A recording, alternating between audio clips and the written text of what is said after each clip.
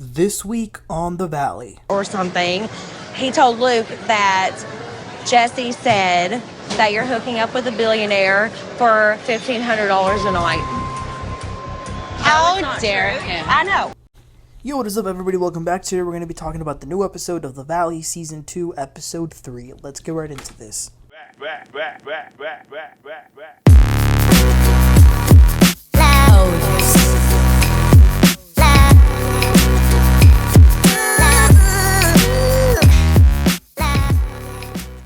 Y'all, this was a good episode. This single episode gave us more drama than some housewives shows give us in an entire season. Okay, and that is why I am loving The Valley. So we begin right where we left off last week. Jax has left the house and is going to check himself into rehab. So we see the cast members react. A lot of them are shocked, but they think this is a good move for him. So Jason dropped Jax off. He then goes back to the house where Brittany is at to let her know that he dropped him off. He also tells Brittany that Jax admits that he's doing wrong things, but he keeps on saying that Brittany is doing them too, yet he's the only one that's being villainized for it. Which that's another thing I've been trying to say for a while. I am in no way saying Jax is innocent, but I don't want us to ignore Brittany's problematic behavior just because Jax's behavior is worse than hers. Like, that doesn't get rid of the bad things Brittany has done or the things that she has lacked doing. But I'm glad that he went to this treatment. He definitely needed it. So Janet and Michelle also go over. Jason then leaves because he has to go watch the baby. Janet had ordered some food, and Brittany then tells him that she has already warned Jax that if he doesn't get his stuff together, she's filing for divorce, full custody, and a restraining order. Alright, moving on, Kristen and Luke go over to Jesse's house. Now, if they would have told us last season that Luke and Kristen would be over to have tea and croissant at Jesse's house, we would all think that was crazy. But, you know, we love to see the growth in friendships. And I don't blame Kristen, y'all. I'd be Team Jesse over Michelle, too. So they talk about the white party that they had in episode 1. The other day, that was the day that Michelle and Jesse got into an argument, which, I mean, well, you know, they get into an argument almost every day, but they touch on Aaron, Michelle's boyfriend. And Jesse's very suspicious of Aaron. He says things just don't add up. He thinks that maybe Michelle and him were messing around before they officially gone separated. Of course, Michelle has denied this, but for Jesse, he can't help but to think of Aaron's honey company. So he owns a company of honey.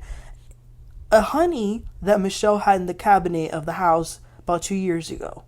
Michelle would go on these mysterious mountain hikes on very, very hot summer days, wearing makeup and having no wedding ring, and going back to that honey. So Jesse started looking for that honey at the store. Michelle had told him that it wasn't available in store. She would get the honey at a specific location. Now, time later, he has now found out where Aaron lives, which coincides with that specific location where Michelle was telling him where she got the honey. So I don't think it's unreasonable for Jesse to think this. It's too many coincidences. But in other news, Jesse is planning a trip, and he's inviting everyone, all of the couples, to a Santa Barbara trip. Just have a good time. Everyone's going to be invited. So in the middle of the conversation, Kristen gets a call from Janet, and it's Janet calling her to invite her to her birthday party at Dave & Buster's. Kristen doesn't say if yes she's going to go, but she does thank her for the invitation. So it's a new day, and Kristen has gone to a place where she's getting fertility acupuncture. I have no idea what that is, but I know that she's trying to get pregnant, so she's doing something for it. She went with Nia, but it's interesting how fertility works because, you know, sometimes women, it's like they're not expecting it at all and they get pregnant, and sometimes when they really want to get pregnant, they can't. Nia actually shares that she was told by a doctor that she had unexplained infertility. She was devastated at the time, obviously, but that's crazy because look at her now. She has 3 kids and she's currently pregnant, expecting a 4th. And she claims that this treatment that Kristen is currently getting in this scene helped her.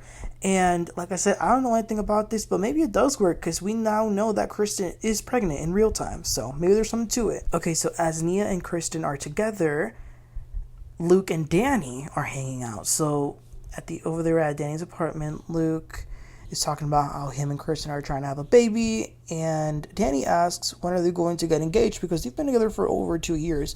And Luke shares with Danny that he's already planning the engagement. He hasn't told anybody yet. Danny is the first one he's saying this to. So then they talk about this infamous boys chat that Jax created. It's guys only. And given the way they talk about this boy chat, it makes it sound like they're all a bunch of horny middle school boys that just reached puberty. It sounds disgusting. Jason's not on it because he has an Android, but that might be the only time having an Android is good among friends with iPhones. So here's the tea. Danny says that Jesse made a comment in the group chat. He was wondering how is Michelle affording this place that she's staying at if she hasn't had commission or whatever. In other words, she's not earning enough money to pay for this place where she's at. So Jesse says that he has evidence that Michelle has been sleeping with a millionaire and getting $1,500 a night. Ooh. So Danny is saying this to Luke. That is tea. So speaking of Jesse and Jason go out to grab a bite. Jason says everyone is invited to Janet's birthday party. If Zach were to show up, he would show up. There's nothing really he can do about it. He wouldn't be thrilled about it because he says that he's not a fan of Zach, especially when he's had alcohol in his system. So on the topic of alcohol, they talk about Danny because according to the guys, Danny has a problem with alcohol. According to them, when he gets drinking, he acts like a predator, in other words. So for example, they were out, he was drunk, he grabbed Jasmine's leg or something, and he said, "Go get daddy a drink." What? So Jasmine did go and got him a drink, but then he didn't stop there. He then starts making passes on Jasmine's girlfriend, and he allegedly grabbed her butt. That's bad. I like Danny, but that's unacceptable. Okay, so it's a new day, and it's the day of Janet's birthday party. Kristen and Luke did decide to attend, which is, I guess is a good thing. Zach's not going, but he along with Kristen and Luke go over to Brittany's house, just kind of get ready there so they can leave from there to the party. So as they're getting ready, Zach does say that he doesn't really care that he was invited, but he does think that Janet is scheming as usual. So here comes the drama. So Luke gets down with the mess. So he tells them all what Danny told him. The allegation Jesse made about Michelle sleeping with a millionaire for money. And everyone was like, what? So anywho, then they go to Dave & Buster's. Now listen, some people thought it was cringy, or they thought they were making some negative comments about this party being at Dave & Buster's. Listen, I love it, okay? I don't care what my age is. Give me some food, my friends, and we can hang out anywhere. Dave & Buster's, Chuck E. Cheese, Main Event, it don't matter.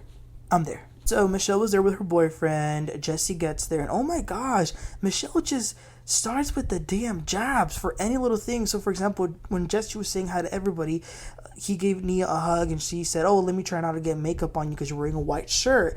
And there goes Michelle. "When we were married, he didn't like." I was like, oh my gosh, can you stop?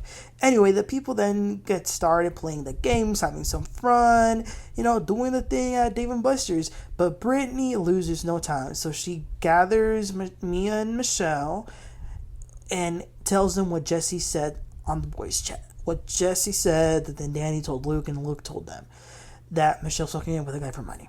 Michelle says, "How dare he?" She starts to cry. But I do wonder, why did she have a smirk when Brittany said it? She cried after, but she cried after that smirk. Just saying. So Danny is summoned by Nia so that it can come straight from the source. And so Brittany says, earlier today, Luke said that Jesse had said XYZ about Michelle. Did he say that?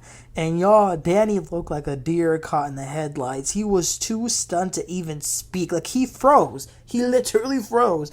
And Danny was like, "This was said." Nia looked a bit annoyed. She says to Danny, "You said it, now you're going to have to own it." So Michelle's still crying. She says, "I hate him. I can't. I just want to get a divorce." So Brittany and everyone's saying, why the hell is Jesse saying all that? Michelle says that it's actually Jesse who's the one that's broke. He doesn't pay her child support. It's a lot. The last ones to arrive are Luke and Kristen. I do think Janet was happy to see her, when Luke gets there and he approaches this little circle, he sees what's happening in that little group. And Danny looked a little mad. It looked like he was a little pissed that Luke went and was a blabbermouth. So Danny has to then go and admit to Jesse what was said, who repeated it, and now Michelle knows it. Jesse's response is fantastic. But according to Jesse, he and Jax have been suspecting for a while that there might be a mole in the group chat, because there have been some things that have been shared there that have like mysteriously gone discovered in the public. So now suspect number one is definitely Danny.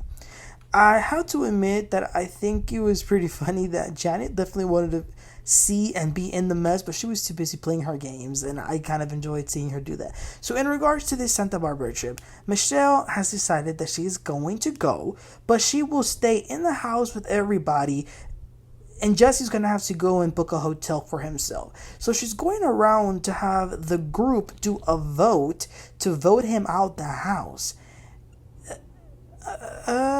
It's understandable that she doesn't want to be in the house with Jesse, but how are you going to vote him out when it's his trip that he's organizing? This is why I can't with Michelle. Girl, this is his trip. This ain't no democracy. This is not Survivor. So Michelle's going to person telling them that we're going to have to vote out Jesse. Kristen is not with it. She goes and tells Jesse about it because she's not in agreement with this. And neither is my girl Jasmine, which I don't think made Michelle happy because she started to cry again.